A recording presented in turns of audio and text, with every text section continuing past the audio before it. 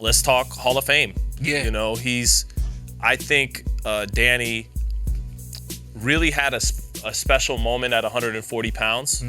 Amir Khan was becoming one of the biggest names in boxing, had the fastest hands in boxing. A lot of people thought he was still the best fighter in that division, that he really got robbed against Lamont Peterson in that loss he had before Danny. When Danny knocked him out, that was a shocking knockout. HBO didn't think Danny would win that fight. Nobody really thought Danny would win that fight. And then nobody thought he'd really beat Lucas Matisse. He was a big underdog. So that run he had at 140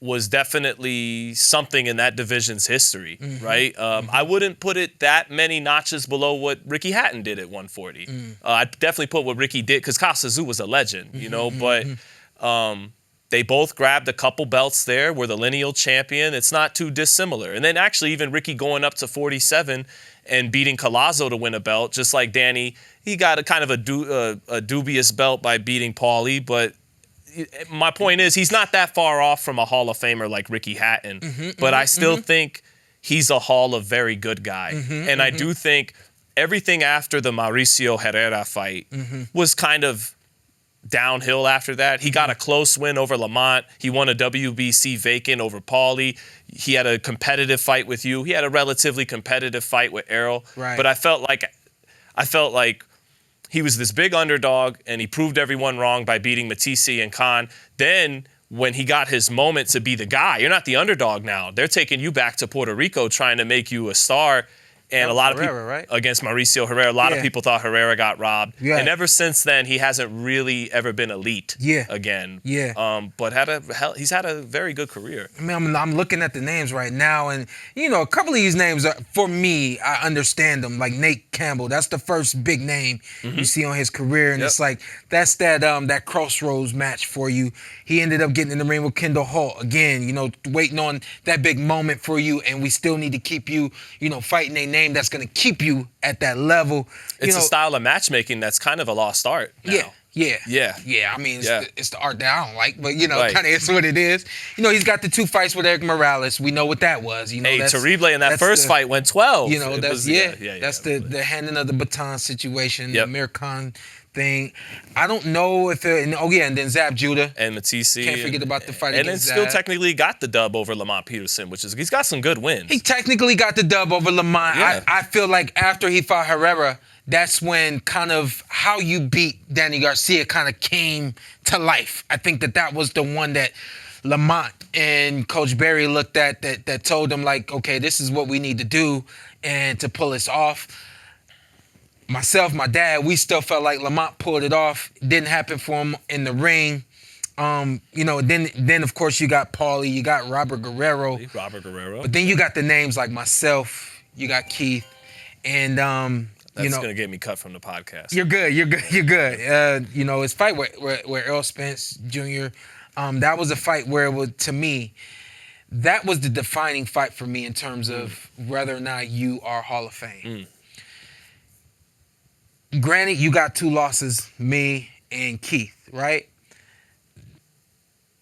Now it's time for you to really step up and adapt to the environment and take over and solidify yourself as to who you are in this game. And I felt like that was the fight that should have done it, that could have done it. And to me, not winning the Errol Spence Jr. fight, that's one to me. And again, I'll raise my hand. I got 4 losses, 5 losses, something like that. I understand that not losing the fight or losing fights doesn't take you out of a Hall of Fame. But I think, again, how you lose fights. That fight where Errol was the one that I felt he should have stepped up, took charge, and did everything needed to win that fight. That was the one to me that if he should not get into the Hall of Fame, to me it's a loss against Errol Spence Jr. that takes him out of range of being in the Hall of Fame. It's interesting you say that. And in a minute, I do want us to get to comparing your bid for the Hall of Fame versus Danny's, because it's very close. And you're on the ballot this year again. Congrats to you. Thank you. And but before we get to that discussion, it's interesting that you point out the Errol Spence fight as the defining fight, because that was the fight I'll never forget. That was during COVID, and I covered that fight at Cowboy Stadium. And I'll never forget Angel Garcia finally let his son have it a little bit, you know, and Angel, he was in the post fight and he goes, I don't know what happened. We trained hard. Danny didn't let his hands go, and I remember Danny looking at Angel, kind of like not mad, you know. He knew his dad was telling the truth, but then kind of like, damn, Dad, like damn, Dad, but. I feel like that's the shit that you saying to them. Like, don't say that to them. Like, just tell me, you know. No, but Danny, your father said that because he really does believe in you. Yeah. Same reason your dad got frustrated after the Crawford fight. They truly believe. Yeah. My son can do this. I know what he's capable of. If no one else in the world thinks he can do it, even him, I think you can, right? And Angel. He said, oh, we got robbed against Thurman. No, they didn't. We got robbed against Porter. No, we didn't. But that was the night he finally said, I'm not doing that. You didn't let your hands go. And I think it's just interesting you bring that up because Angel, like, on that particular fight, seemed to agree with you that they left food on the table. Because Errol Spence is not a mover, is not the twitchy, athletic guy that you were, that Keith Thurman was. He's a Texas bulldozer. So you got your counterpunching opportunity. Now, I understand Errol's longer than him, and that complicated the range and all that. But maybe Angel was upset. And to your point, like, hey, man, this is a style matchup where you can do your best stuff, and you just didn't execute it against him. So. Yeah, I understand that. But and Errol Spence coming off a car accident, too. Yeah. You know? I mean, we knew all that, everything that played its role into that fight happening and things of that nature. Did he get Ugas and then Danny, right? He got Danny and then Ugas. Oh, he got Danny, then he got Ugas. Yeah. So Danny was his first fight his first fight back. Yeah. So, you know, all that said, though, the kind of guy that when he was electric, he truly was electric. His knockout ratio doesn't tell the whole story of his power. Yeah. If you were there in front of him, he could crack. Yeah. You know? Yeah. And he was known as a cracker in the amateurs too.